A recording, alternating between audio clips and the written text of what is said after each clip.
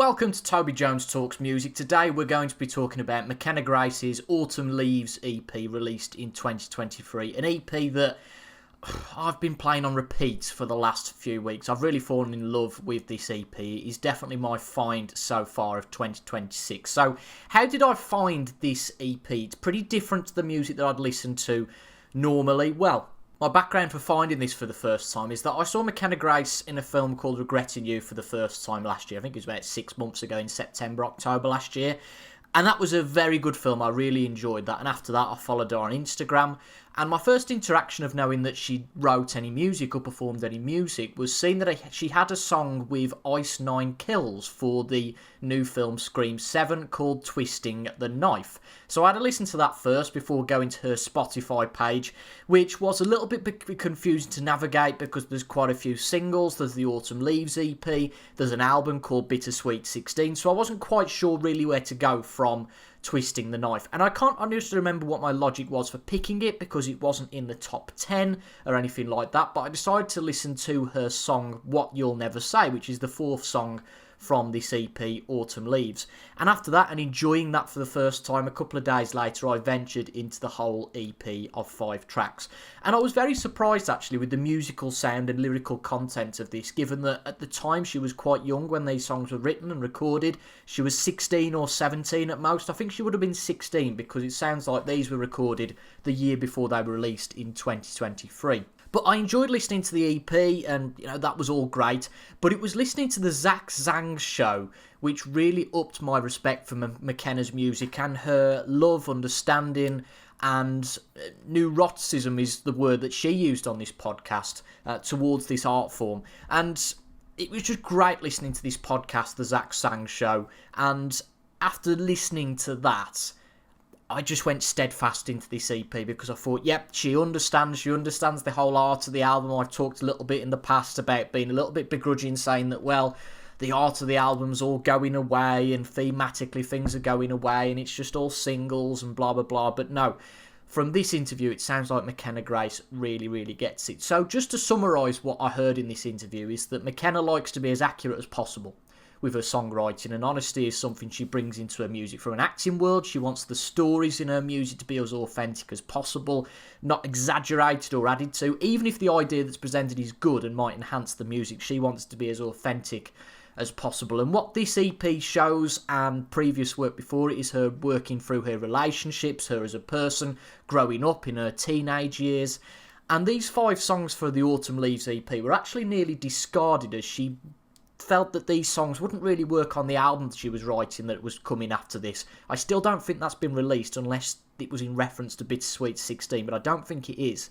But coming back to the autumn season in 2023, she wrote them and I assume recorded them in 2022. She really wanted to release these songs. And what impressed me from an art point of view and a thematic point of view is that Mckenna talked about that she has image boards on Google Sheets for each song that she performs or writes that have got a colour or an image, and she organises these so that the colours flow to create a cohesive piece. And this care and attention to the art form, I was listening to this interview just grinning, thinking, oh, this is absolutely fantastic. And Autumn Leaves, these songs were all very much the autumn colours, so they didn't fit on the album that she was creating at the time. They fit somewhere else. And she got into writing music only over the COVID lockdown purely because her main gig, acting, just wasn't possible. She was sent home from a project and she went into that passion. She's always had music as a bit of a passion but hadn't really got into writing music until before that time. And I watched that interview. This does relate. I watched that interview after coming back on the evening of watching Elvis Presley in concert at the cinema. And that concert was a great celebration of music. And after watching that interview on top of that, I was just really infused about the whole art form, the celebration of music, and I just went steadfast into this EP. And since listening to it for the first time, I haven't been able to stop listening to it. Whether it's first thing in the morning, one of these songs are in my head, whether it's going to bed at night, now I want to listen to a couple of these songs. A few nights ago, I listened to the first song, Autumn Leaves, and then listened to the whole thing, because it is quite short, it's less than 20 minutes.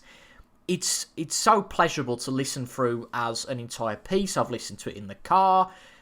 And strangely enough, even after 3 or 4 weeks, I still haven't been sick of it. I still haven't stop listening to it.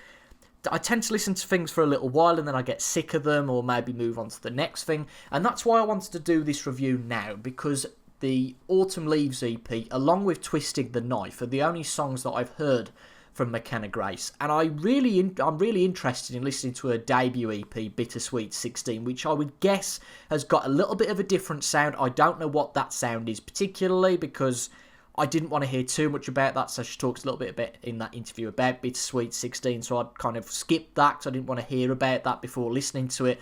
So I wanted to do this before I'd got any prejudice at all of listening to Bittersweet 16, and I'm excited to hear that. So this video is a bit of a release for me, allowing me to talk about this EP before going to listen to the next thing from Mckenna Grace. And there's quite a few singles as well, which I might well go and listen to. But after I've talked about the songs from Autumn Leaves, I'll also leave my opinions on Twisting the Knife as well.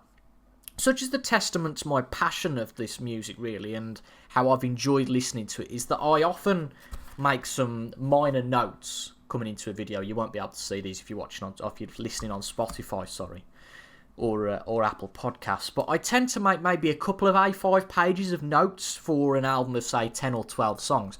Considering this is an album of only an EP, I need to say. I'm so used to saying album, EP throws me a little bit.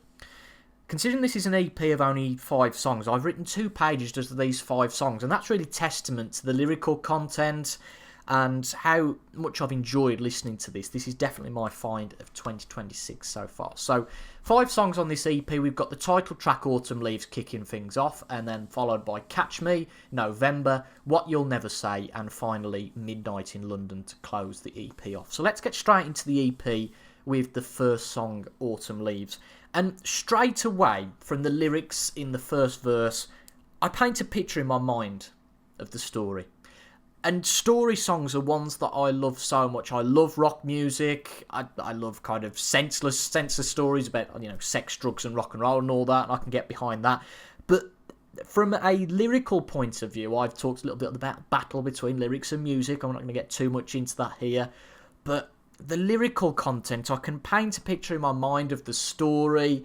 And some of the very old story songs, looking at the 50s and the 60s, I'm thinking about maybe something like That's My Desire by Frankie Lane. Paints a really beautiful picture in your mind of what's going on here. And there's clear phrasing, there's a lovely gentle tempo to this. I don't know if I could even call this EP folk. It's almost acoustic and dreamlike and really, really lovely in its feel. There's a great pre-chorus to this as well, something that's good throughout the EP. The lyrics are really, really strong, and I don't know if it's just Mckenna. There are a couple of co-writers involved in this as well, so whether they've supported Mckenna putting these songs together, but the pre-choruses are great throughout the EP. The chorus to this song almost creates a cosy, dreamlike state with some higher vocals in this than have been in the verses that precede it. And then the bridge following the second chorus really keeps up that momentum, adding new context to the story, keeping us interested. And from a musical point of view, there's some strings on this track that appear kind of in and out of this EP, really. And on this track, I really like the strings on this. It's a very well-crafted song and keeps my attention, at least, for over 5 minutes, which isn't an easy skill to be done. It's definitely not bubblegum pop. It's a really good start to the EP. We then go to Catch Me, the second track. And the tempo, again, great. A little bit of a different tempo to this. Bit of a drum beat and a slightly different vocal sound. The chorus to this is, I think, more steeped in a pop sound.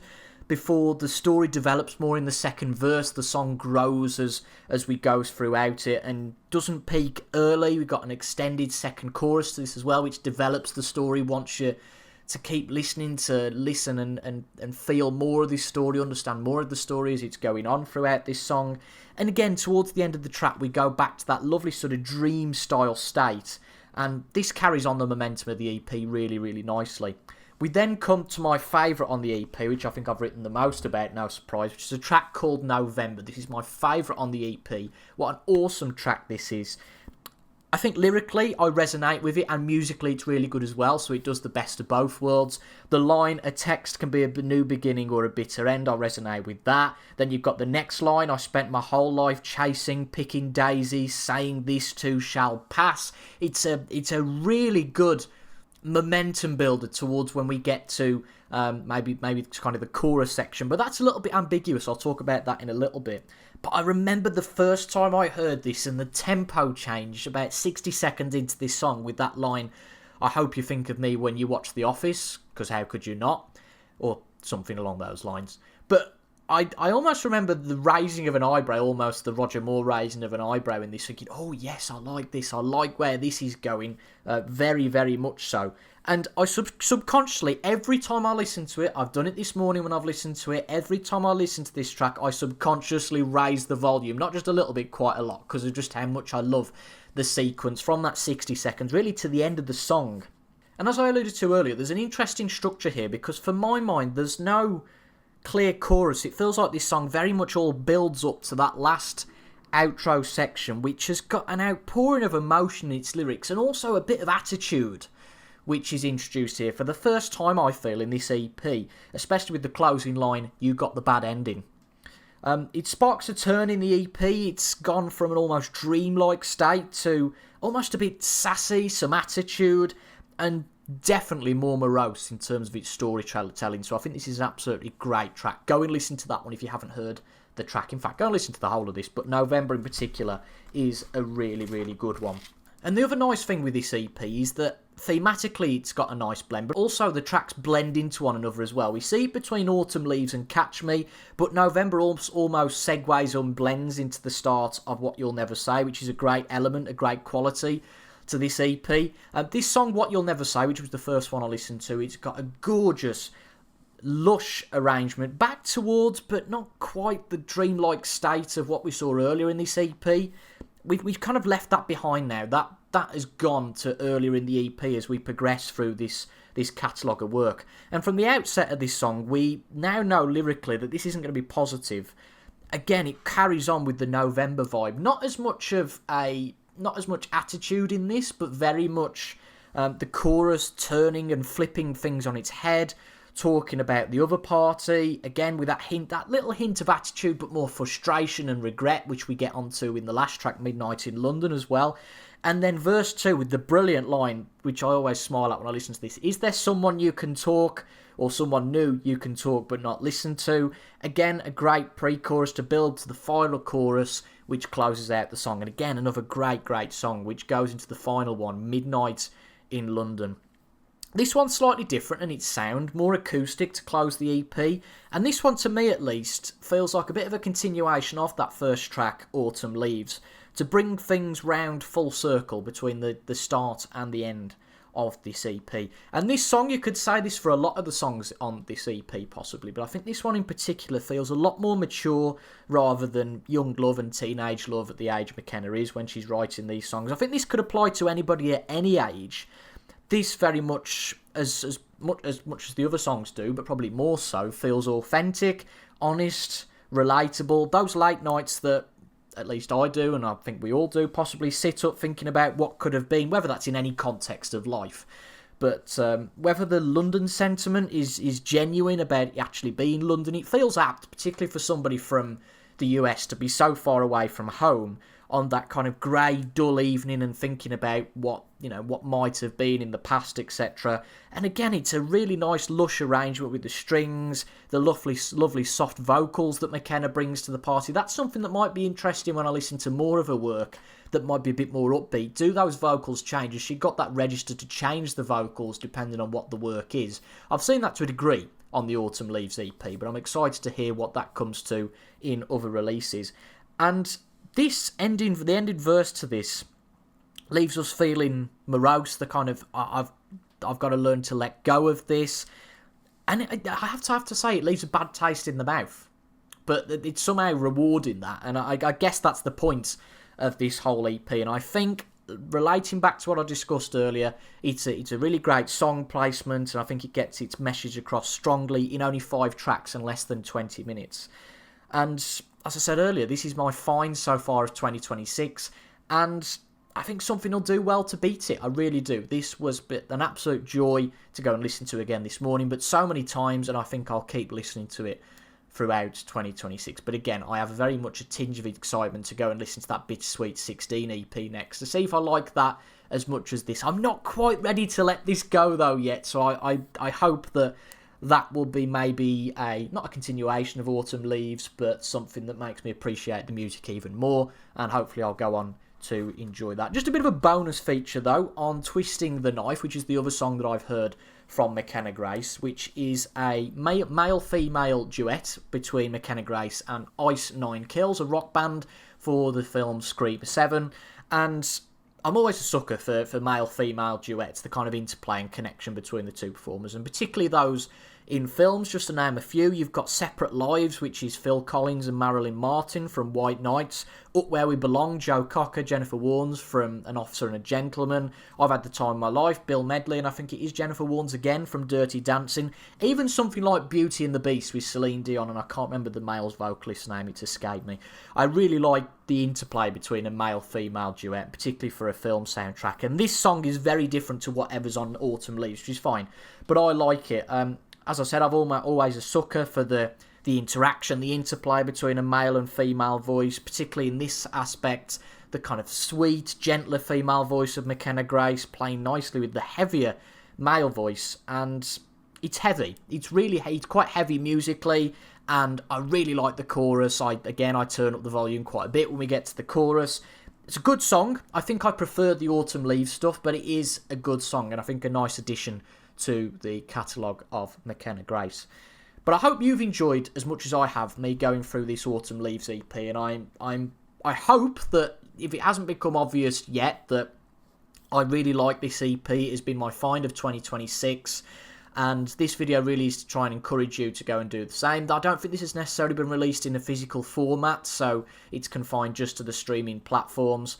And I'm really excited to see what Mckenna Grace does next. She says in that interview, and I think it's clear from what's come in the last few years, that she has the main focus on her acting career. That's the main thing. But I think if she can come and produce music the likes of Autumn Leaves again, then we will all be the better for it.